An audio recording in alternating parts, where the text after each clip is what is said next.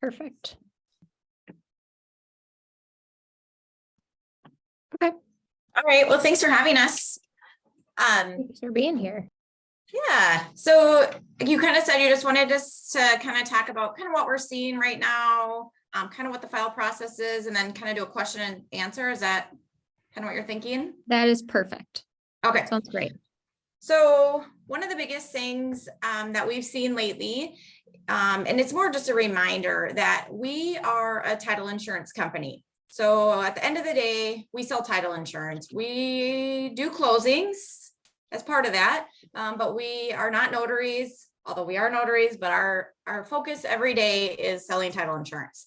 So what that means is that if you have a cash transaction, we cannot do a closing unless title insurance is purchased. So title insurance on a regular transaction, when there's a loan involved, is always optional. Because the reason being is you're always insuring the lender. So if you have a transaction where there's a contract for deed or it's cash financing and the buyer does not want title insurance, we as a title insurance company are not allowed to do closings without issuing title insurance. And again, the reason being is we're an insurance company. And if we were to issue a title commitment and not issue title insurance, they consider it practicing law. And unfortunately, we're not attorneys and we're not in that business. So at the end of the day, if it's a cash transaction or a contract for deed, title insurance is not optional if you're going to include a title insurance company. Now, you will run across title companies that are out there that are willing to do it. That's okay. That's up to them. But there are state statutes that direct us to not allow us to do it. Just like I'm sure you will cross realtors that'll do things that you wouldn't do because of best practice. So that was one thing that we wanted to touch on. One of the other big things that we get a lot of questions on is about certified ID. So what happens is when we receive a file, within 24 hours, we send out a link on a buyer file or purchase to one buyer with our wiring instructions. It's a secure portal. It's us ultimately sharing our wiring instructions with them. It's not asking them to send us their banking institution or any of their banking or financial stuff. It is strictly us sending our wiring instructions secure. The reason we have to do it within 24 hours of the file being opened is because of fraudsters. As you know, fraud is on the rise, and that's the thing. If they beat us in and send a message to your buyer and say, here, please send your wiring instructions here, or please wire your funds here, it gives that buyer a risk of accidentally sending it to the wrong company if their email gets hacked. Ours always comes through, like I said, it's through certified ID. When we get the email address and a phone number, they'll go in, verify their information, and ultimately it's just us sharing our wiring instructions from them.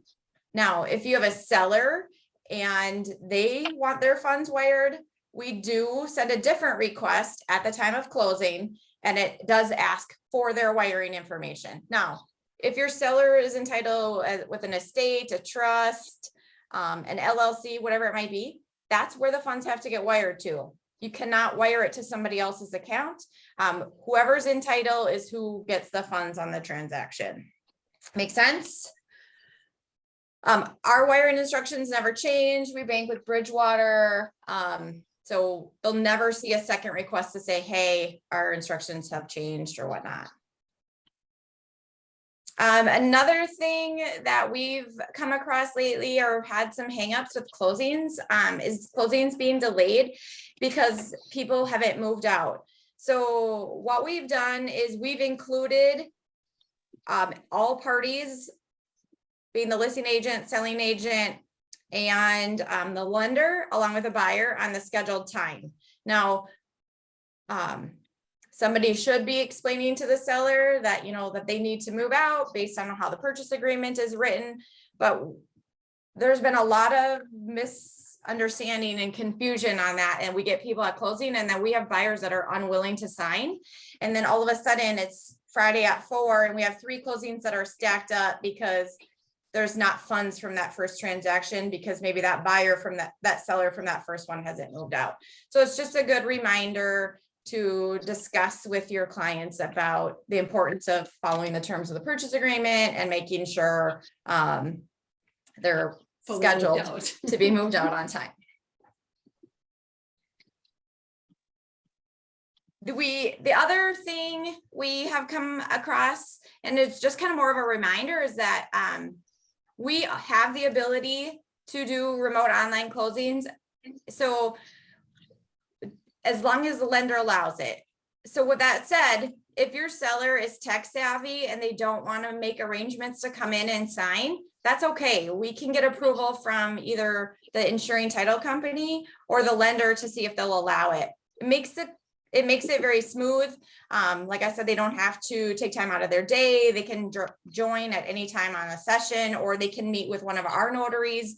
We can explain it to them online.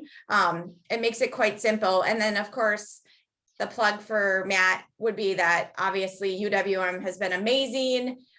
Your buyers can do remote online closings if they so choose. The closings are very smooth. The information, the notary joins the call once they verify their information. So biggest thing is that they're tech savvy. They have to pass the ID verification. So they have to have a valid government issued ID, Strong internet. a strong internet connection, and video. So super tech savvy people love this. Sometimes some people that are technical challenged do pass or fail some of the questions. So just thought we would throw that out there, that that's always an option as the summer months get busier and people's schedules get tighter. If the lender allows it, that remote online closing is definitely a possibility.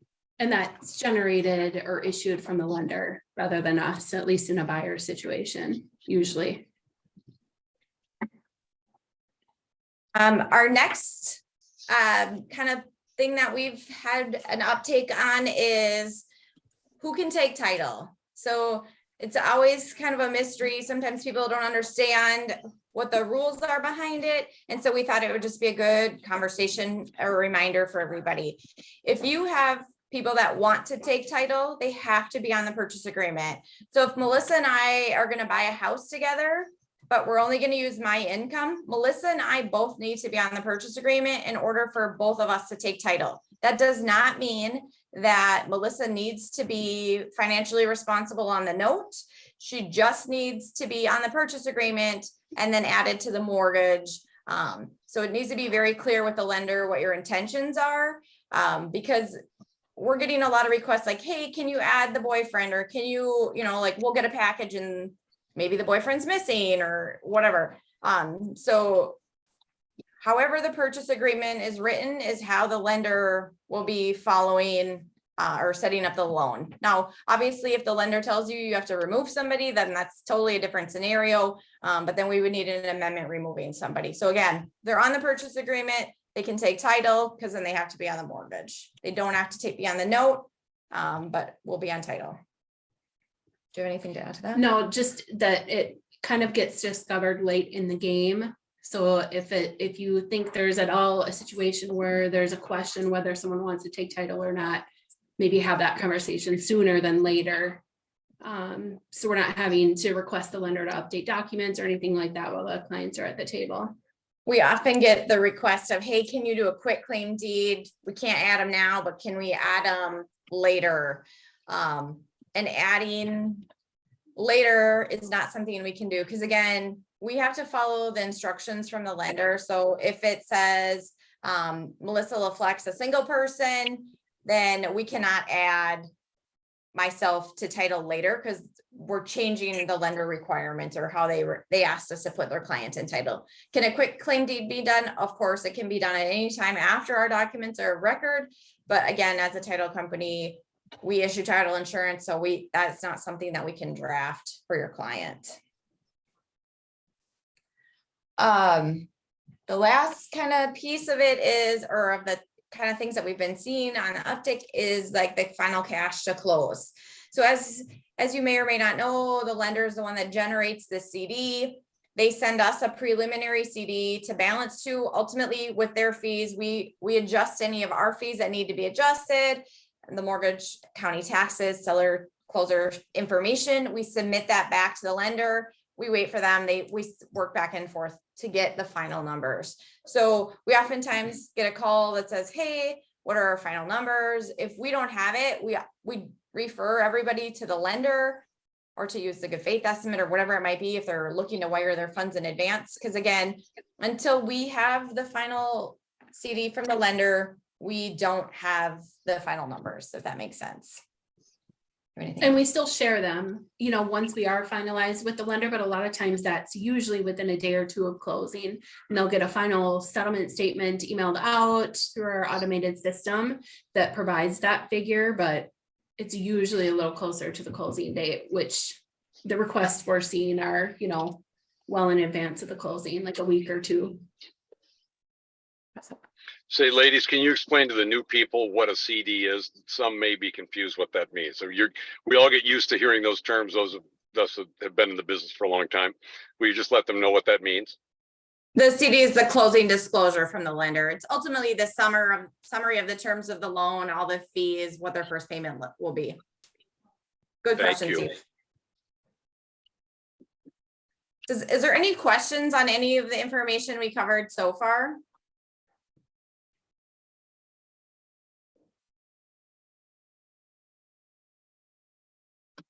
No? Okay. So then the next piece was just kind of like, I think Holly wanted us to kind of talk about the file process and the life of a file as it comes in from you guys. So what happens is your transaction coordinator submit the file to us.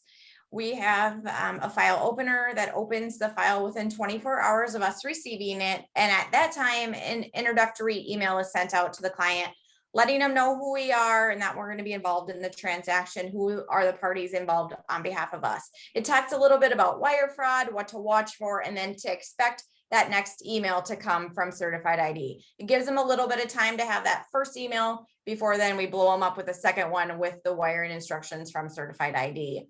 At that point, we start the file examination process. We were very fortunate. We have an on-staff examiner that we were able to hire in the beginning of April. She is also an attorney. She has been a great asset here to us, and it will be a great resource for all of us. So do we need it right now during the school day? So she is a great asset to that process. Then, like I said, that link goes out for Certified ID. If you guys need us to resend it, we can resend you the information that the clients get. Ultimately, saying what Certified ID is, the purpose and the protection of our information to be secure.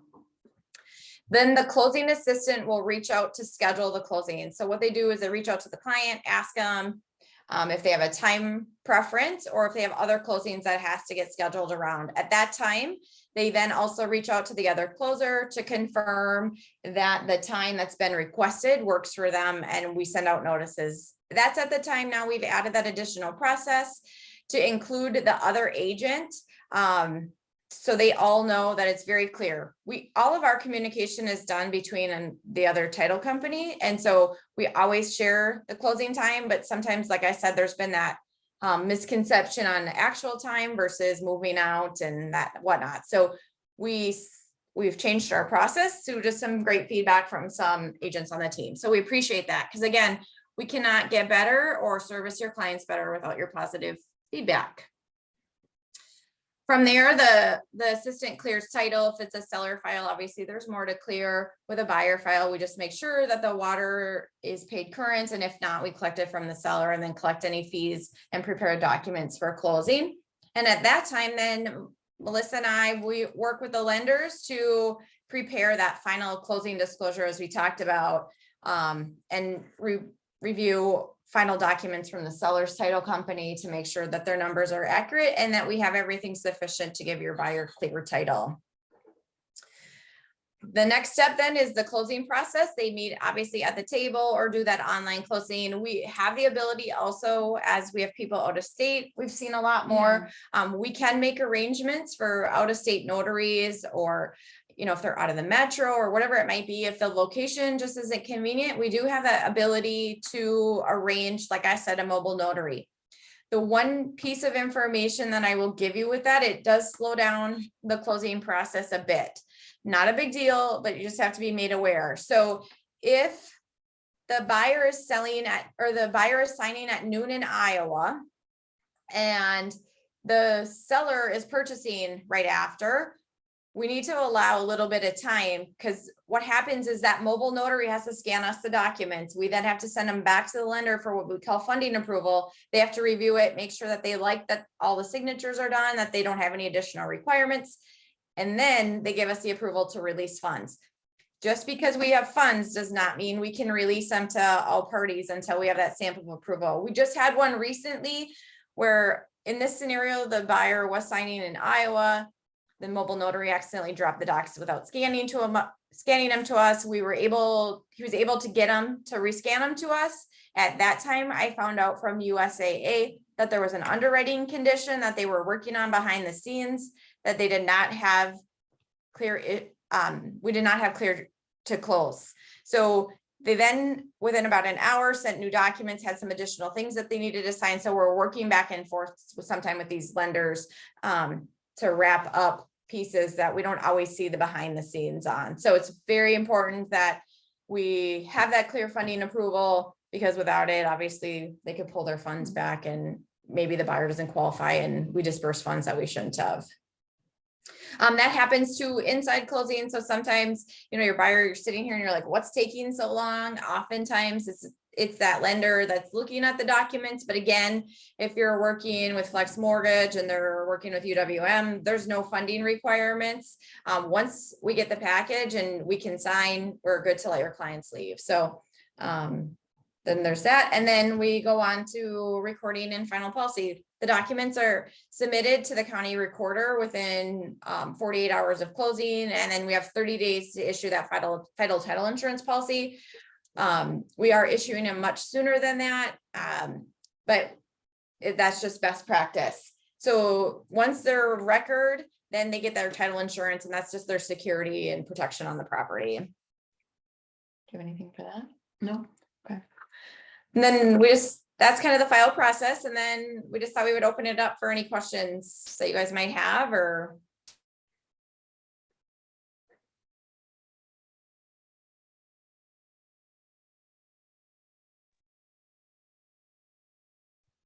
I have a quick question, or I have 2 questions actually. I just got off the phone this morning with a lender, and we're like clear to close like 2 weeks earlier than expected. Okay. So then I got on the phone with the listing agent and just like delivered just the news and said, hey, here's your update. Long story short, like went into a conversation about moving up closing. How easy is it for Flex Title to like move up a closing like a week or like a few days? That's no problem at all for us, as long as title is clear on the seller side. So okay, as long as they've like pre-signed, then like we can do it after that type of thing. Yep, and their payoffs in the do, like, if there's an with title work, obviously you could have old mortgages. We need dues current letters if there's an association, payoffs, that kind of stuff. But yes, for us, it's no big deal as long as everybody's ready. We can close anytime. Okay. Once the commitment is complete, we're ultimately ready. Our work is done once the commitment is complete, and then we just kind of wait for everybody else. That's a great question. Okay, and then I ran into an addendum, I guess, the other day where I was writing an offer for a buyer, and one of the special notes was that buyer needs to use a title company that will wire the sale proceeds to an LLC seller without the special approval. Would that fall on you guys too? Yeah, so ultimately we will do that, but what we just ask for proof. So a copy of a bank statement, a copy of a voided check, just showing that that's kind of going back to that verification, is that we can only wire to who's in title. And if we have proof, then that's great. So oftentimes with a trust or an LLC, they, like I said, they just have a bank account with that, in the name of that entity or LLC.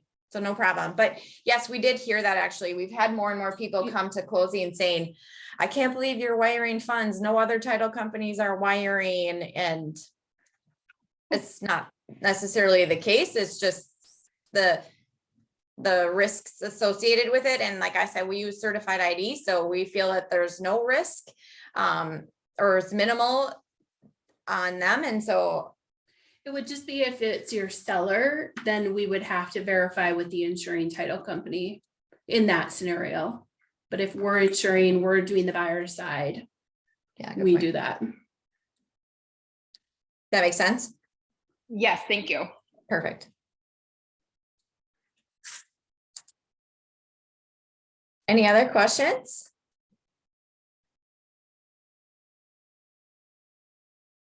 Could you guys maybe just touch on joint tenancy and tenancy in common? That's one that, we get asked a lot, and it's more your wheelhouse. Sure. So joint tenants would be right to survivorship. So let's say again, Melissa and I are going in title together, and one of us were to pass away, it'd go to the surviving person. Where tenants in common, if you're going in title together, we own it 50-50. If Melissa or I were to pass away, 50% interest has to be probated through the probate courts, ultimately stating that the court, the will, or heirs to decide how that 50% interest is going to be handled. So you oftentimes see married couples going in title as joint tenants, but business partners, brothers and sisters, second marriages, something like that, often will do the tenants in common. Great question, Colin. Thank you. Anybody else?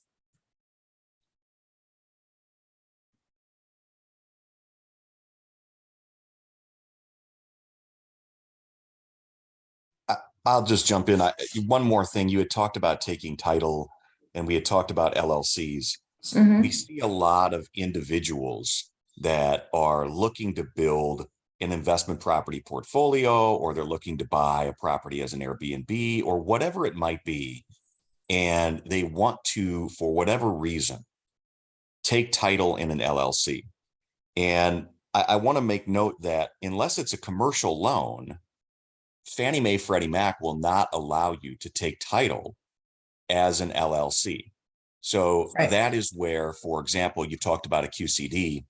If you have, let's say, I'm going to buy this property, I'm going to use it as an Airbnb, and it's going to be in Smith Properties LLC. I have to, if I'm using a traditional conventional investment property loan, I have to take title as Colin Smith and then quit claim the property into the LLC after closing.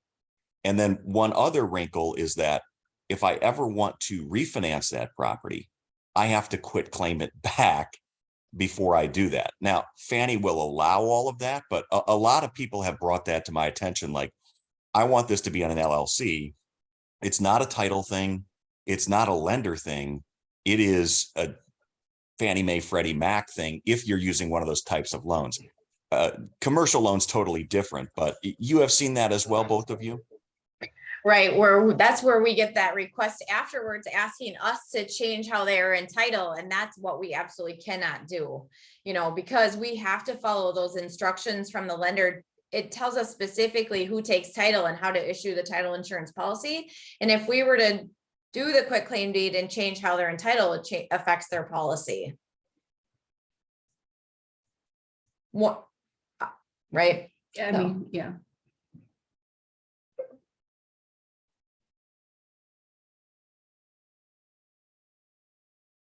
One more note that I kind of saw the other week. Does flex title, and I don't remember, they had a term for it, where you close, so it's relating back to if the seller's not fully moved out yet. Mm-hmm. If the buyer is willing to close, but they then withhold and refuse to send the funds, there's I thought that was a specific type of call to closing. I'm blanking though. A dry closing or. Okay, maybe Yeah.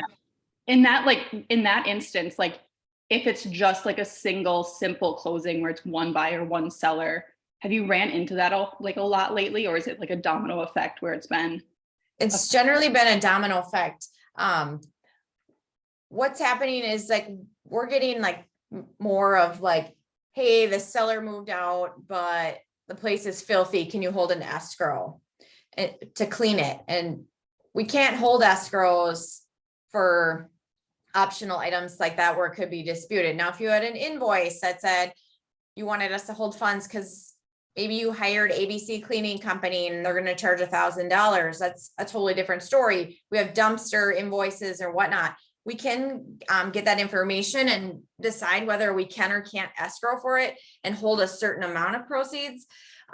We've done it where we've done what we call a dry closing. We sign the buyer and we wait for the buyer to give the approval for us to release the funds to the seller. But it has to be within a certain time frame. So we also have to get lender approval because the lender expects us to deliver and release funds on the same day of closing. And so in those scenarios, we have to ask for approval to maybe wait till Monday, but we generally haven't seen it to go past the Same day. the same day. The one biggest one was recently, like I said, there was an 11 a.m. signing for a buyer, and then we had 3 stacked up, and everyone is calling us because they wanted their funds on the second transaction to disperse the third, and we were still waiting for funds from the first.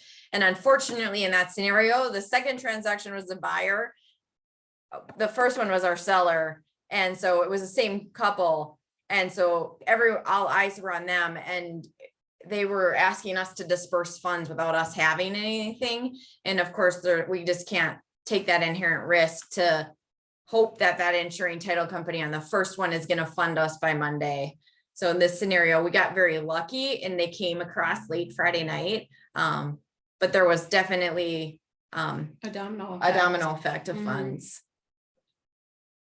With that being said too, on escrows, we can hold escrows as long as lenders allow it. So you get into this time of year where it's nice out and people can do roofing and siding and that kind of stuff. Generally, the lender will say that the work has to be done prior. But again, if they're okay with us holding it in an escrow because maybe the subcontractor or the contractors are backed up for 6 months, by all means, we can hold the funds in escrow. We have to have 2 bids. We hold 1.5 times the highest amount, and we have an escrow agreement signed by all parties. And then again, that insuring lender has to approve it. And they may have their own set of requirements Right. too. Sometimes the lender wants to hold it. Sometimes they allow us to hold it. We do charge a $200 escrow fee to hold the funds because there is monitoring and sometimes inspections and that kind of stuff that have to be done in order for us to release funds. That's a good question. Thank you. I have a quick question. This just came through today, so I've got a cash buyer purchasing a rehab property. We're waiting on a code of compliance inspection report from the city. Mhm. But the list agent just said today that since it's a cash transaction, the seller could offer the buyer a quitclaim deed. Then the buyer could restore the property, receive the warranty deed once the city gives that certificate of occupancy. Have you heard of this? I have not. No. A quitclaim deed just relinquishes all right and title and doesn't give any ultimately warranties on the title to the property. So I guess I would probably need more information on that. We definitely have not seen anything with that. Okay. Yeah, I'll call you. Okay. Thanks. Yep.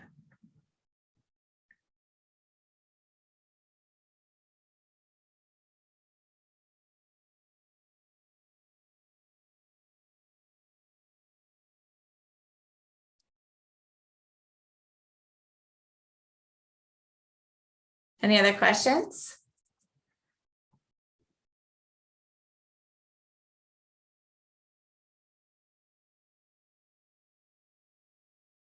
Any other questions? No? Well, thanks, ladies. We Well, thanks for your appreciate it. time and we appreciate you guys. We're always here if you have any questions or if we can be assistance, we'd be happy to help. Thank you, guys. Thanks, guys. Cool Thank sign. you. Thank you. Thank you. Thanks. Bye all.